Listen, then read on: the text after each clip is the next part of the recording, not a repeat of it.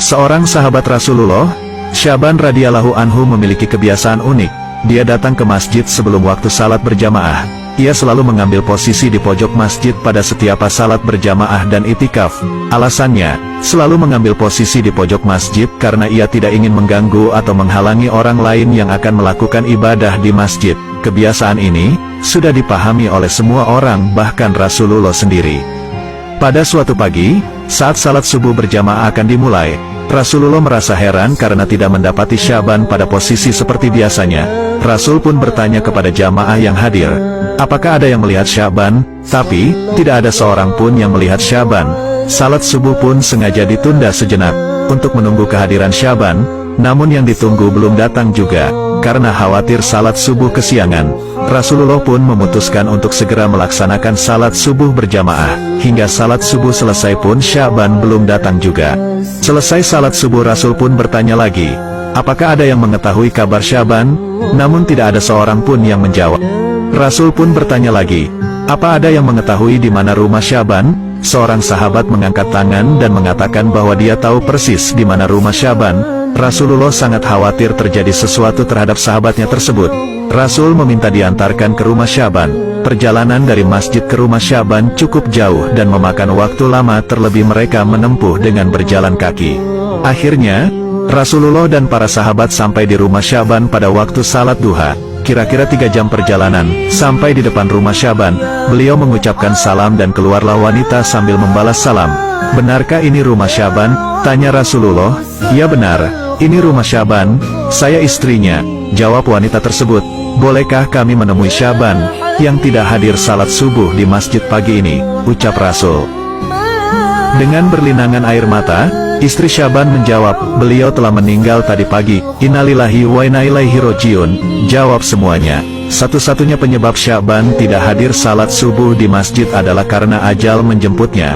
Beberapa saat kemudian, istri Syaban bertanya, ya Rasulullah, ada sesuatu yang jadi tanda tanya bagi kami semua, yaitu menjelang kematiannya dia berteriak 3 kali dengan masing-masing teriakan disertai satu kalimat. Kami semua tidak paham apa maksudnya. Apa saja kalimat yang diucapkannya? Tanya Rasulullah. Di masing-masing teriakannya, dia berucap kalimat aduh, kenapa tidak lebih jauh? Aduh, kenapa tidak yang baru? Aduh, kenapa tidak semua? Jawab istri Syaban. Rasulullah pun melantunkan ayat yang terdapat surah Kahf ayat 22. Sesungguhnya kamu berada dalam keadaan lalai dari hal ini, maka kami singkapkan daripadamu hijab yang menutupi matamu, maka penglihatanmu pada hari itu amat tajam. Saat Syaban dalam keadaan sakaratul maut, perjalanan hidupnya ditayangkan ulang oleh Allah. Bukan hanya itu, semua ganjaran dari perbuatannya diperlihatkan oleh Allah. Apa yang dilihat oleh Syaban, dan orang yang sakaratul maut, tidak bisa disaksikan yang lain. Dalam pandangannya yang tajam itu Syaban melihat suatu adegan di mana kesehariannya dia pergi pulang ke masjid untuk salat berjamaah 5 waktu. Perjalanan sekitar 3 jam jalan kaki. Tentu itu bukan jarak yang dekat. Dalam tayangan itu pula Syaban diperlihatkan pahala yang diperolehnya dari langkah-langkahnya ke masjid, ujar Rasulullah. Dia melihat seperti apa bentuk surga yang dijanjikan sebagai ganjarannya. Saat dia melihat dia berucap, aduh, mengapa tidak lebih jauh? Timbul penyesalan dalam diri Syaban. Mengapa rumahnya tidak lebih jauh lagi supaya pahala yang didapatkan lebih indah? Dalam penggalan kalimat berikutnya Syaban melihat saat ia akan berangkat sholat berjamaah di musim dingin. Saat ia membuka pintu, berhembuslah angin dingin yang menusuk tulang. Dia masuk ke dalam rumahnya dan mengambil 1 baju lagi untuk dipakainya. Dia memakai 2 baju. Syaban memakai pakaian yang bagus, baru, di dalam, dan yang jelek, butut, di luar.